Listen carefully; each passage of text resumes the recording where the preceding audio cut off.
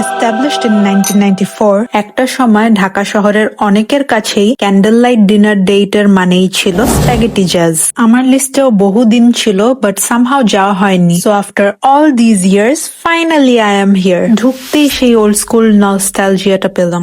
ভাইনালস, musical instruments, old school photographs, পুরাই retro vibes. তবে candle light dinner নিয়ে একটা কথা, চারপাশের লাইটস যখন পুরো দমে অন, তখন রোমান্টিক ক্যান্ডেল লাইট ভাইবটা কোথায়? Enough about the place, now let's talk food. স্টার্টারে নিয়েছিলাম অ্যারানচিনো, সারপ্রাইজিংলি গুড। আর বিশেষ করে সাথে যে সসটা আসে, এটার সাথে কম্বিনেশনটা ছিল জম্পেশ। ওদের সবচেয়ে পপুলার মাশরুম স্টেক নিয়ে আমি honestly pleasantly surprised. Steak house না হওয়া সত্ত্বেও মিট কোয়ালিটি অ্যান্ড ডাননেস ছিল perfect. Siciliana pizza did not work out for me, meh, but the lasagna, rich, meaty, cheesy, absolute perfection. Pollo alla pastora with the mushroom toppings and creamy rich sauce on top was a total comfort food. Candlelight dinner vibe নিয়ে mixed feelings থাকলেও food by spaghetti just definitely surprised me.